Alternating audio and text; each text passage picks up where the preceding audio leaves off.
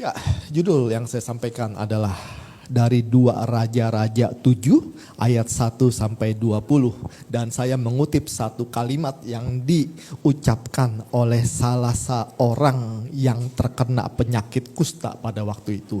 Dia mengatakan, tidak patut yang kita lakukan ini. Titik. Ya, apa ceritanya? Ceritanya saudara bisa buka di 2 Raja-Raja 7 ayat 1 sampai 20. Ayatnya banyak 20 dan saya yakin tidak mungkin kita bisa membaca dalam waktu yang cukup singkat ini. Tetapi saudara nanti bisa membaca sendiri di rumah. Saya akan menjelaskan cuplikan demi cuplikan saja ya. Untuk lebih mempersingkat waktu. Baik, saudara, saya akan mulai dulu dengan sebuah pengetahuan umum. Sebab biar bagaimanapun kekristenan hidup pertama kali dari Israel. Jadi mau tidak mau kita juga harus tahu mengenai Israel itu sendiri. Nah, saya akan membawa saudara-saudara ke zaman di mana Nabi Elisa hidup dan zaman di mana pada waktu itu Nabi Elisa melakukan pelayanannya. Cuman saya minta maaf sekali, saya tidak bertemu dengan Doraemon sehingga saya tidak bisa meminjam pintu ajaib untuk kita bisa pergi ke masa itu gitu ya. Sebab kalau bisa pergi ke masa itu kita bisa langsung tahu bagaimana keadaan orang-orang Israel pada waktu itu ya. Sekarang saya hanya bisa menjelaskan berdasarkan data-data yang saya dapat terutama dari Google gitu ya. Oke, pertama saya akan mengajak saudara untuk melihat Israel kuno. Israel pada zaman perjanjian lama. Israel yang pada waktu itu menjadi sebuah negara yang begitu besar. Yang dimulai dari Raja Saul. Kemudian dia berpindah ke Daud.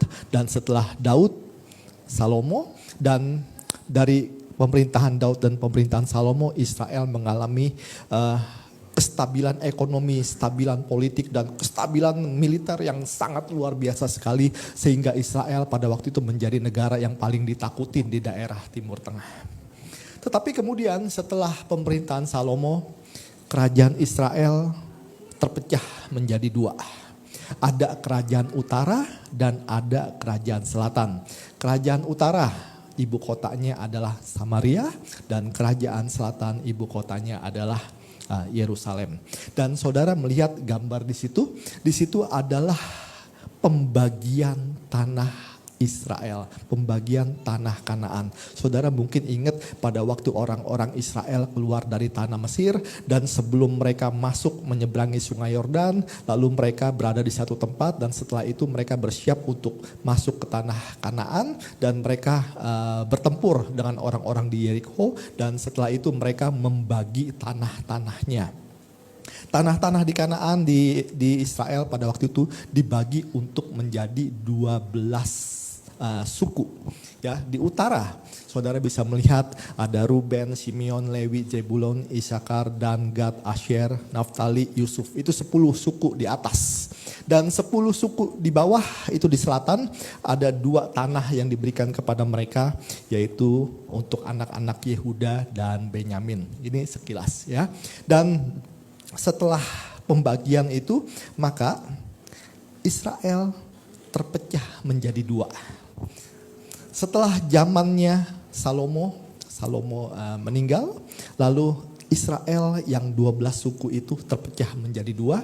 10 suku ada di atas ya di kerajaan Israel dan 10 suku ada di bawah di kerajaan selatan yang disebut dengan kerajaan Yehuda. Jadi setelah zaman kematian Salomo, Israel terbagi menjadi 2. Israel yang di utara dipimpin oleh seorang raja yang bernama Yerobeam. Di selatan dipimpin oleh seorang raja yang bernama Rehabeam. Kedua negara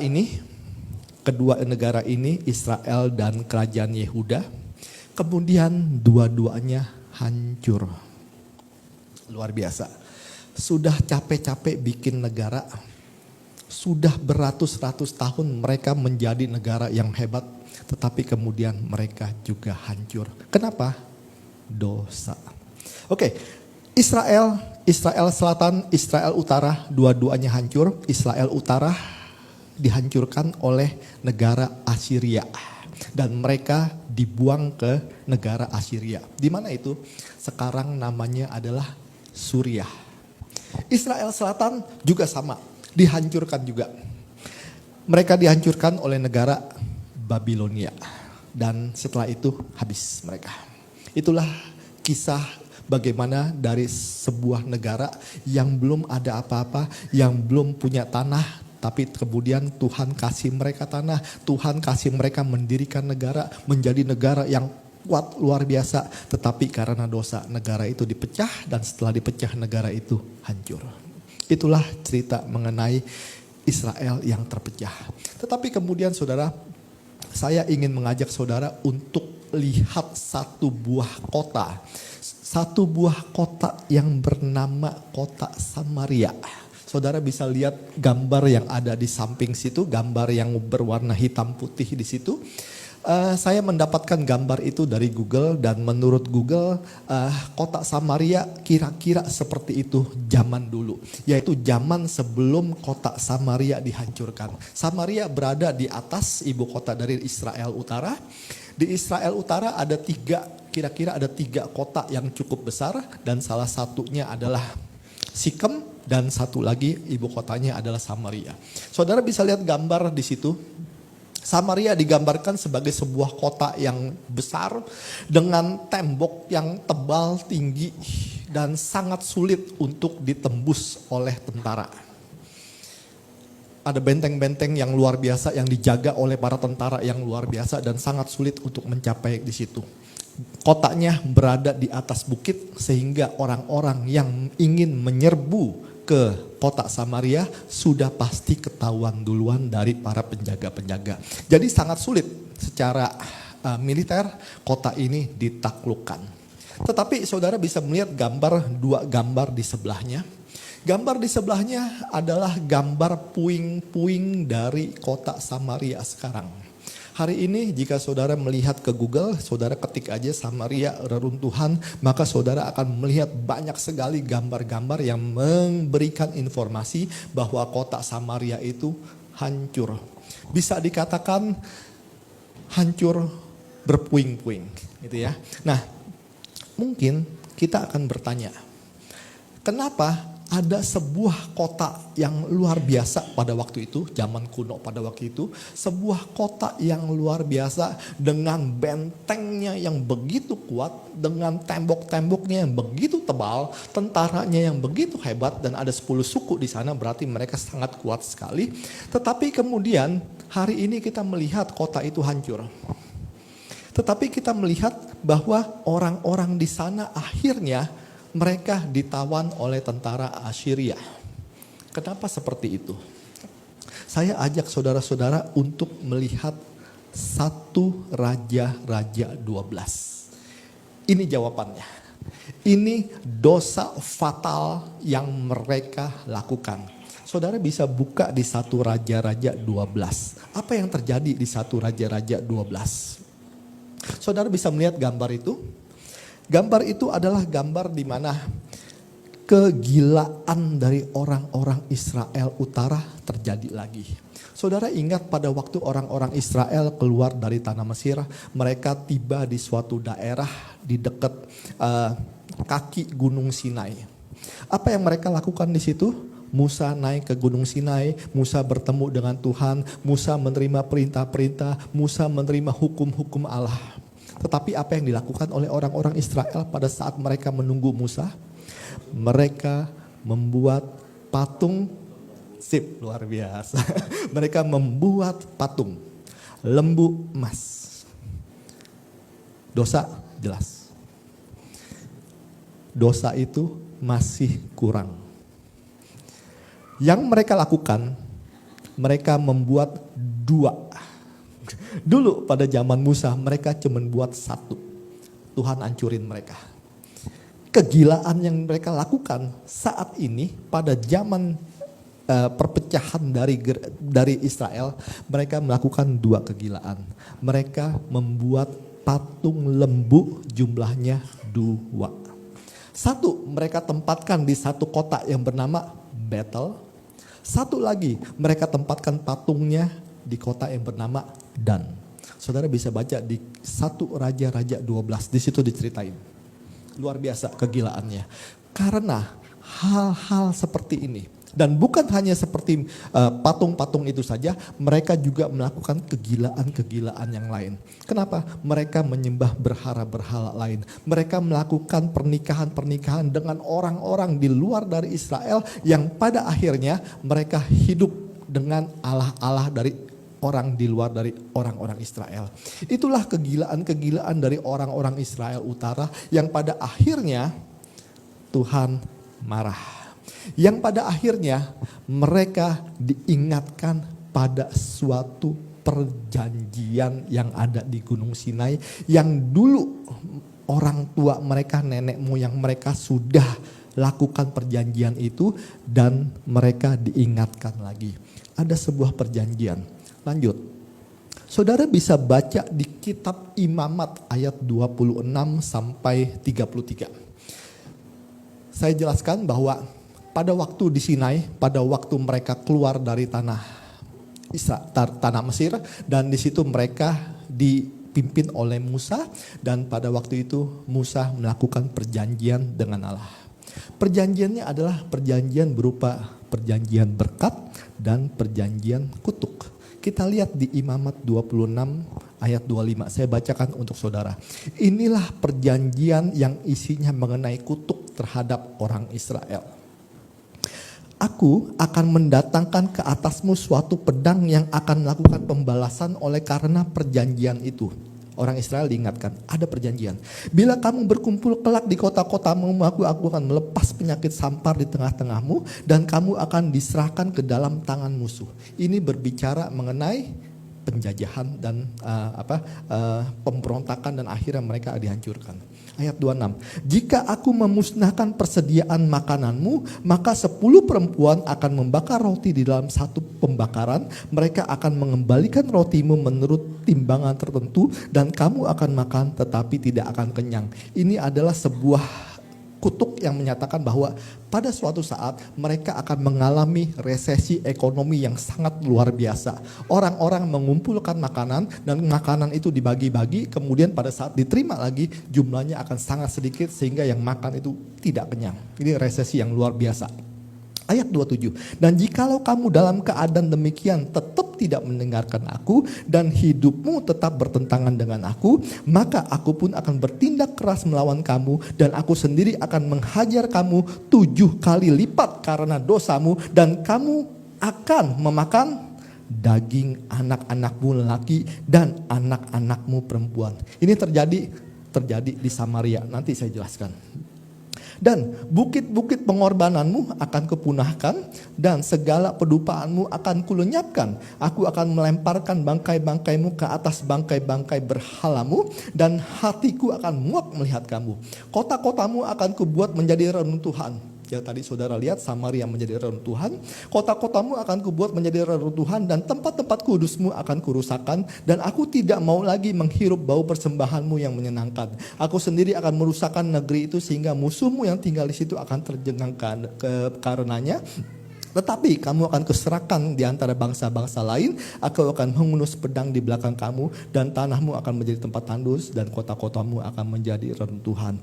Tetapi ayat 33, kamu akan kuserahkan di antara bangsa-bangsa. Saudara, kenapa orang-orang Israel berada di banyak negara? Karena ada kutuk seperti ini. Negara Israel, warganya akan diserahkan ke banyak-banyak bangsa. Oke, intinya adalah mereka melakukan perbuatan dosa yang sangat luar biasa. Mereka melakukan kegilaan yang sangat luar biasa. Dan kemudian mereka dihancurkan. Kenapa dihancurkan? Karena buyut mereka, nenek moyang mereka terlibat dalam sebuah perjanjian antara Musa dengan Allah. Perjanjian itu mengatakan adalah, jika engkau mengikuti segala perintahku, jika engkau hidup sesuai dengan ketetapanku, maka segala berkat ini akan tercurah kepadamu. Tetapi jika engkau melakukan hal yang sebaliknya, maka kutuk ini menjadi turun ke atasmu. Dan kutuk-kutuk inilah turun terhadap orang-orang yang ada di Israel Utara, Samaria. Kapan kejadiannya kutuk ini terjadi? Ya, kapan kejadiannya bahwa kutuk yang sudah diinikan pertama kali itu terjadi, yaitu pada saat terjadi perang antara orang-orang Aram dengan orang-orang Israel.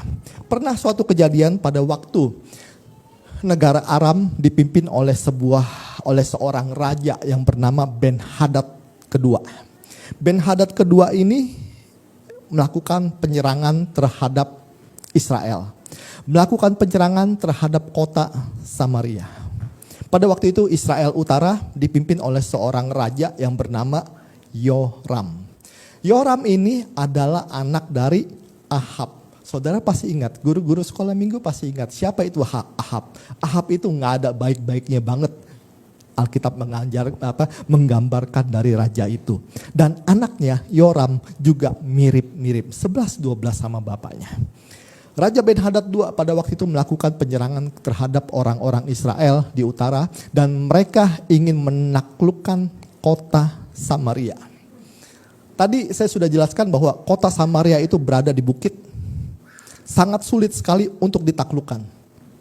Bentengnya tebal, tinggi, tentaranya banyak. Apa yang dilakukan oleh Ben-Hadad? Yang dilakukan adalah dia melakukan pengepungan kota. Kota dikepung. Berapa tahun? 3 tahun. Wah, luar biasa. Kota dikepung selama 3 tahun. Artinya apa? Artinya selama 3 tahun orang-orang yang ada di dalam kota kesulitan makanan, kesulitan minum. Yang dia lakukan oleh Raja Ben-Hadad, saudara bisa baca di 2 Raja-Raja 17 ayat 5. Dia memutus suplai makanan. Air mungkin juga diputus. Dan pada akhirnya apa yang terjadi? Yang terjadi ada kelaparan hebat di dalam kota Samaria. Pada waktu itu Allah menugaskan Nabi Elisa. Ya, pada saat kesulitan terjadi, pada saat malapetaka terjadi, Tuhan tidak lupa terhadap umatnya.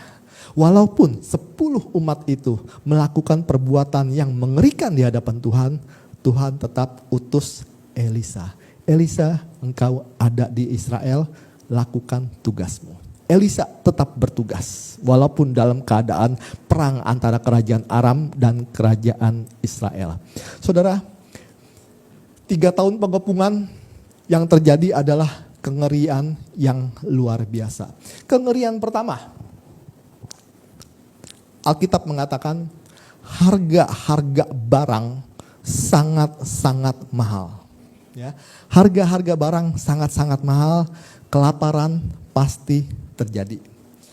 Bayangkan sebuah kota yang dikepung oleh tentara, tidak ada makanan, tidak ada bala bantuan, apa yang terjadi? Makanan nggak ada. Orang punya duit bisa beli makanan? Enggak.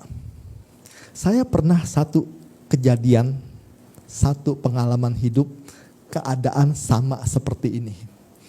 Waktu kejadian di Palu, saya ada di situ. Pada waktu kejadian gempa, selesai, Palu diisolasi. Susah sekali orang untuk keluar, susah sekali orang untuk masuk. Kenapa? Jalanan ketutup dengan puing-puing, jadi gempa puing-puing semua, kendaraan tidak bisa masuk. Makanan di dalam kota ada, penjarahan di mana-mana. Waktu itu saya cuma makan Indomie dengan nasi dan air.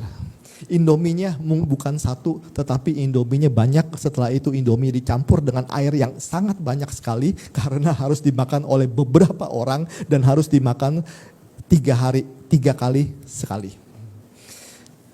Duit ada, debit banyak, kartu kredit ada, nggak ada yang jual makanan. Kira-kira seperti itulah saudara keadaan pada waktu itu. Orang bisa punya duit tetapi makanan tidak ada. Kenapa? Tidak ada jalur suplai makanan dari luar kota Samaria untuk masuk. Akibatnya kelaparan di mana-mana. Orang kaya pada waktu itu yang tinggal di Samaria, mereka bisa membeli kepala keledai. Mereka bisa membeli kepala keledai yang pada hari-hari biasa kepala keledai itu kagak ada yang mau yang makan. Kenapa? Udah gak ada daging. Udah harganya mahal 9 juta katanya. Dan keledai adalah hewan yang haram. Sudah haram, mahal, terpaksa dibeli. Kenapa? Harus makan. Orang-orang kaya masih bisa makan. 9 juta gua beli. Orang-orang yang sedikit ekonominya di bawah, mereka juga masih bisa makan, bisa. Mereka makan yang namanya kotoran merpati, gitu ya. Kotoran merpati, tetapi dalam Alkitab bahasa Inggris disebut itu adalah biji polong. Berapa? Mereka membeli biji polong seharga 600.000 dan itu hanya sepertiga liter 600.000. Makanan yang sehari-hari hanya dimakan oleh binatang. Ya, biji polong itu biasanya sebagai campuran untuk makanan binatang dan pada hari itu mereka memakan makanan itu. Orang melarat. Orang melarat. Bagaimana dengan orang melarat? Ternyata ada peristiwa yang mengerikan. Terjadi kanibalisme. Terjadi yang namanya orang makan orang. Saudara bisa baca di kitab Raja-Raja 6, 25-29. Di situ dikatakan bahwa ada orang yang terpaksa makan orang. Kenapa? Tidak ada makanan sama sekali.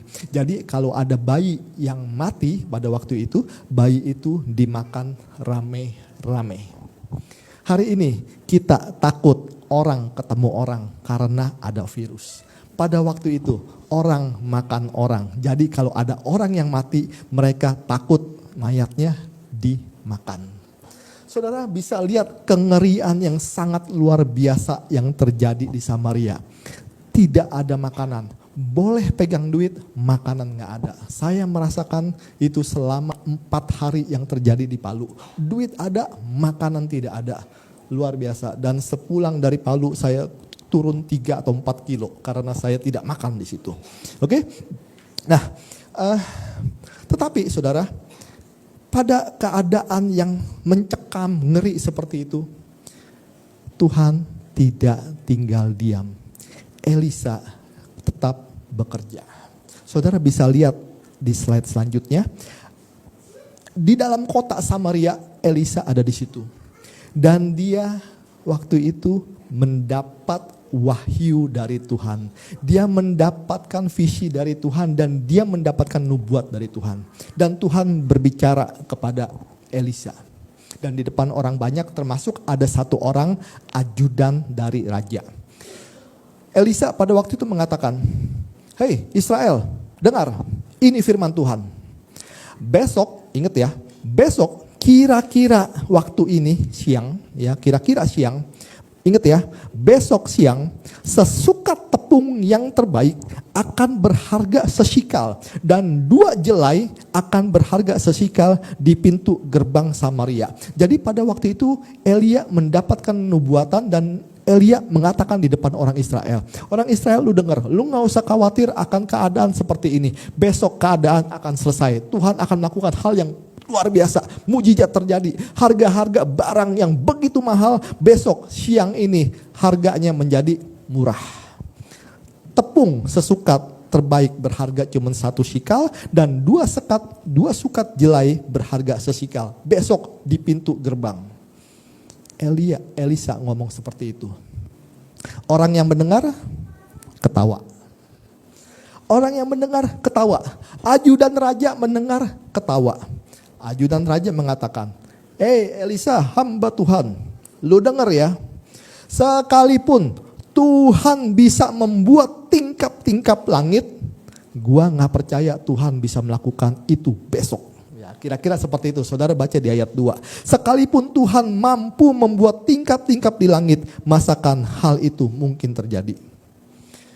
Ajudan raja sudah tidak percaya, terus ngejek. Ya, ajudan raja meskipun dia tidak percaya, dia ngejek.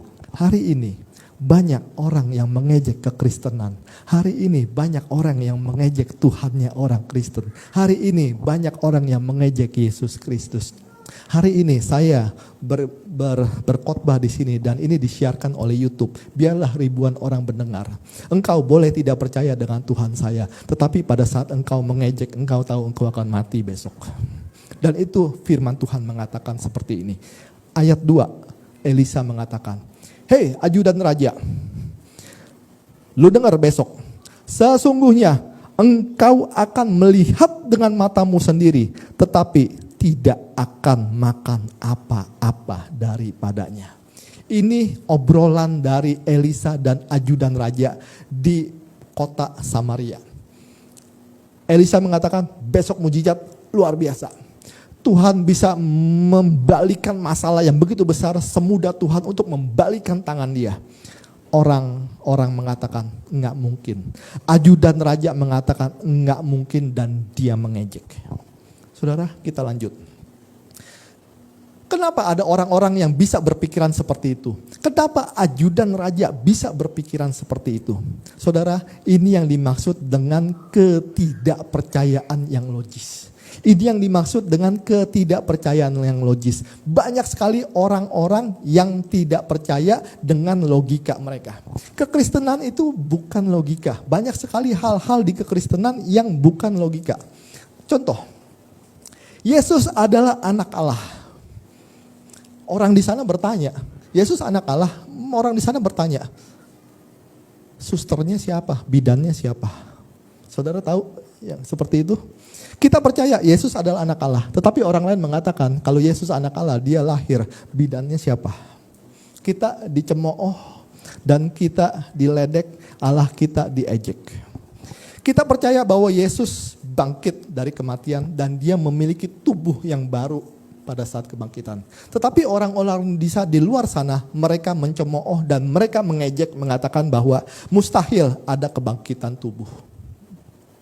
Kita mengatakan bahwa Yesus adalah satu-satunya jalan dan keselamatan dan hidup. Tidak ada cara lain, jalan lain di luar dari Yesus. Tetapi orang-orang mengatakan bahwa lu jangan egois gitu ya. Yang lain pun juga punya Tuhan. Yang lain pun juga bisa punya ke arah jalan keselamatan. Orang Kristen jangan egois. Saudara, hal-hal inilah yang logik yang dipikirkan oleh orang-orang di luar sana. Tetapi saudara, kita adalah orang-orang yang percaya bahwa Yesus adalah anak Allah. Kita percaya bahwa Yesus itu tidak beranak, Allah tidak beranak, dan Allah tidak diperanakan. Yesus itu anak Allah karena jabatan dia dalam kerajaan surga. Kita percaya ada kebangkitan tubuh dan kita percaya bahwa Yesus Kristus adalah satu-satu jalan keselamatan. Tetapi orang lain tidak percaya hal itu. Dan itu wajar. Sama seperti si ajudan raja, dia mengatakan bahwa dia tidak percaya, kita wajar, nggak ada masalah, tetapi jangan mengejek. Oke, kita lanjut ke skin yang kedua. Kalau tadi yang pertama adalah antara Elisa ngobrol-ngobrol dengan ajudan raja. Sekarang yang kedua. Yang kedua adalah saat dimana kamera yang tadi berada di kota Yerusalem, kameranya berubah ke perkampungan perkemahan dari orang-orang tentara Aram. Apa yang terjadi pada saat Elisa mengatakan bahwa besok akan terjadi mujizat yang luar biasa dan ternyata Tuhan bekerja dengan luar biasa di perkemahan tentara Aram. Apa yang terjadi? Kita baca di ayat 6. Tuhan telah membuat tentara Aram itu mendengar bunyi kereta, bunyi kuda, bunyi tentara yang besar. Sehingga berkatalah yang seorang kepada yang lain, sesungguhnya Raja Israel telah mengupah raja-raja orang Het dan raja-raja orang Misraim melawan kita supaya mereka menyerang kita. Pada waktu itu Allah langsung melakukan perbuatan mujizat yang luar biasa. Mujizatnya apa? Mujizatnya adalah suara menderu-berdenru yang begitu besar sehingga semua tentara Aram berpikir, ini raja-raja orang Israel, Raja Israel telah ngebayar orang-orang tentara di atas, orang-orang Het dan tentara orang-orang dari Mesir untuk bersekutu menyerang kita. Ya, jadi yang namanya persekutuan tentara itu bukan terjadi sekarang aja. Dulu pun sudah pernah terjadi dan terjadi terus menerus.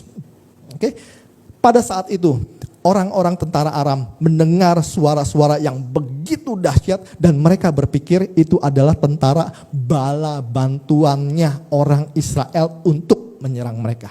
Akibatnya apa? Mereka langsung kabur cepat-cepatnya. Nggak ada orang yang tentara yang mau mati konyol. Mereka dengar itu, mereka langsung kabur. Ketiga, skinnya, kameranya berpindah. Kameranya berpindah sekarang adalah perbincangan ada 4 orang kusta yang tinggal di luar dari kota benteng Samaria. Keempat orang kusta itu mereka tinggalnya di luar benteng. Kenapa di luar benteng? Karena mereka sedang mengalami karantina. Jadi yang namanya karantina sudah ada sejak dulu. Mereka orang kusta dan pada waktu itu belum ada pengobatan sehingga setiap orang yang terkena kusta harus dikeluarkan. Mereka tidak boleh dekat-dekat dengan kita. Terjadi yang namanya social distancing. Kalau sekarang social distancing cuma 1-2 meter, kalau dulu social distancingnya dengan orang kusta harus bermeter-meter. Ya. Dan mereka harus ditempatkan di luar, di karantina, di luar dari kota Samaria. Apa yang terjadi? Mereka kelaparan. Orang-orang kusta pada waktu itu harus tinggal di luar kota. Kalau mereka mau makan, keluarganya yang di dalam kota kasih mereka makan. Tetapi keluarganya pada waktu itu juga kesusahan makannya, sehingga mereka dilupakan. Karena mereka dilupakan, mereka kelaparan. Lalu mereka berpikir, bro, kita kalau di sini terus pasti mati.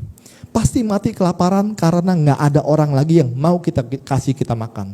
Oke, kalau gitu kita masuk ke dalam kota.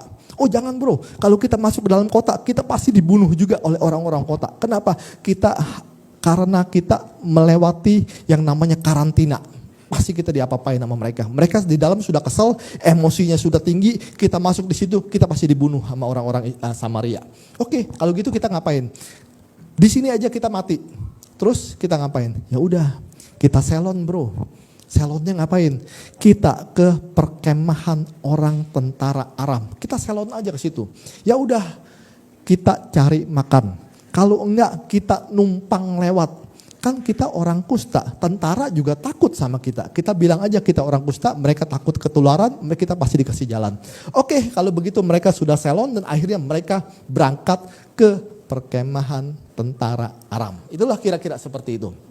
Oke, saudara lanjut. Pada saat mereka sudah putuskan dan akhirnya mereka berangkat ke perkemahan tentara Aram, apa yang mereka temukan? Ayat 8. Ketika orang-orang yang sakit kusta itu sampai ke pinggir tempat perkemahan, masuklah mereka ke dalam sebuah kemah, lalu makan dan minum. Sesudah itu mereka mengangkut dari sana emas, perak dan pakaian, kemudian mereka pergi menyembunyikannya. Lalu datanglah mereka kembali masuk ke dalam kemah yang lain dan mengangkut juga barang-barang dari sana, kemudian pergi mereka menyembunyikannya. Mereka sudah selon, mereka sudah tahu mereka pasti akan mati, tetapi yang mereka temukan adalah perkemahan tentara yang kosong melompong, tidak ada satu tentara Aram pun yang ada di situ karena tentara Aram semua sudah pada kabur ketakutan. Mereka ketemu tenda, ada makanan, mereka makan. Makan sampai mereka kenyang dan setelah itu mereka melihat ada banyak perhiasan, ada emas perak, mereka umpetin. Udah, mereka gak puas, datang lagi. Mereka ambil lagi, mereka umpetin. Saudara, di pemikiran mereka pada waktu itu, mereka harusnya mati. Di pemikiran pada waktu itu mereka berpikir resiko yang sangat luar biasa sudah ada di depan mata mereka, tentara Aram. Tetapi bukan kematian yang mereka dapatkan. Yang mereka dapatkan adalah anugerah. Saudara, ayat 9, sebuah perkataan yang penting. Ayat 9. Mereka berkata, tidak patut yang kita lakukan ini. Nggak patut. Apa itu? Mereka mendapatkan makanan, mereka mendapatkan harta. Tetapi mereka umpetin. Tetapi mereka nggak mau ngomong ke orang-orang saudara-saudaranya, kepada raja, kepada tentara-tentara Israel. Mereka nggak mau ngomong. Dan mereka katakan, nggak patut yang kita lakukan hari ini. Hari ini nih, siang ini adalah kabar baik. Tetapi kita diem-diem aja di sini menikmati sendiri. Mereka saling mengingatkan, bro, nanti kalau sampai terang pagi besok ada yang tahu kita sekarang enak-enakan di sini, hukuman akan menimpa kita. Setelah itu mereka diskusi dan setelah itu mereka pergi menghadap untuk memberitahukan hal itu kepada istana raja. Saudara, kata-kata yang saya berikan warna merah itu adalah percis seperti yang kita lakukan pada hari ini. Saudara dan saya, kita adalah orang-orang yang seharusnya sudah mati karena dosa. Tetapi hari ini kita telah mendapatkan kabar baik. Saya tidak tahu berapa lama saudara sudah menerima Yesus sebagai Tuhan dan Juru Selamat. Saya juga tidak tahu berapa lama saudara sudah dibaptis. Tetapi yang saya tahu adalah saudara sudah menerima kabar baik. Saudara, seperti orang-orang lepra ini, seperti orang-orang kusta ini, mereka sudah menerima kabar baik. Dan timbul di otak mereka, tidak patut untuk diem-diem aja pada waktu kita menerima kabar baik. Tidak patut bagi saudara, bagi saya yang sudah menerima Yesus sebagai Tuhan dan Juru Selamat untuk diam, tidak memberitakan kabar baik. Saudara tahu apa yang terjadi dengan orang yang mendapat 5 talenta, mendapat 3 talenta, dan mendapat 1 talenta. Yang mendapatkan talenta banyak diusahakan dan dia berhasil. Tuhan mengatakan engkau luar biasa. Tetapi ada satu orang yang diberikan 1 talenta dan dia tidak ngapa-ngapain, dan Tuhan katakan kepada orang itu apa? Hei, engkau adalah hamba yang jahat, hamba yang malas, hamba yang tidak berguna.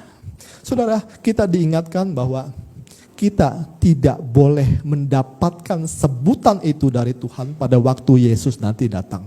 Tidak boleh. Kita tidak boleh mendapatkan sebutan hamba yang jahat, hamba yang tidak berguna, hamba yang pemalas. Tidak. Kita diingatkan siang hari ini, sore hari ini, saudara dan saya kita mendapatkan kabar baik. Tidak patut kita berdiam diri. Jika kita terus berdiam diri, hukuman akan menimpa kita. Oleh karena itu, pergilah beritakan kabar baik. Lanjut.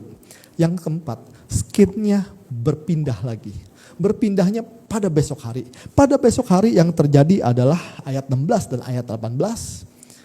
Benar-benar orang-orang Israel keluar dari perkemahan dari kota Samaria, mereka menuju ke perkemahan dari tentara Aram. Dan benar mereka melihat tidak ada satu orang pun tentara Aram yang di situ. Lalu mereka ngapain? Mereka jarah semua makanan, mereka jarah semua perhiasan, apa segala macam. Mereka angkut ke dalam kota dan mereka tumpukan itu di pintu gerbang kota Samaria. Yang terjadi adalah orang-orang pada berebutan ngambil makanan. Orang-orang kelaparan berebutan ngambil makanan dan si ajudan raja itu terbengong-bengong. Karena dia terbengong-bengong, dia ingat dia tidak percaya kemarin akan mujizat dan dia mengejek kemarin dan akhirnya dia mati diinjak-injak. Orang Israel lalu keluar dan menjarah perkemahan Aram, lalu tergenapilah nubuat Elisa yang mengatakan bahwa harga sesukat tepung yang terbaik menjadi 1 sikal dan demikian juga dengan 2 sukat jelai. Saudara, saya tutup dengan sebuah pernyataan. Di dalam penghukuman, orang-orang Israel berada dalam penghukuman. Pengasihan Allah, pemulihan Allah, pengampunan Allah, tanda-tanda ajaib Allah tetap terjadi. Saudara, apapun keadaan kita pada hari ini, percayalah tanda-tanda ajaib Allah tetap terjadi. Jangan lupa, ada sebuah tugas yang diberikan kepada saudara dan saya. Dan tugas itu adalah tugas pemberitaan kabar keselamatan. Tidak patut kabar keselamatan itu dinikmati sendiri. Berkah atau blessing harus diberitakan kepada orang lain atau hukuman akan menimpa saudara dan saya. Maaf, ini firman Tuhan mengatakan seperti itu. Kita tidak boleh menjadi hamba yang malas, tidak boleh menjadi hamba yang tidak berguna, tidak boleh menjadi hamba yang jahat. Terima kasih, selamat sore dan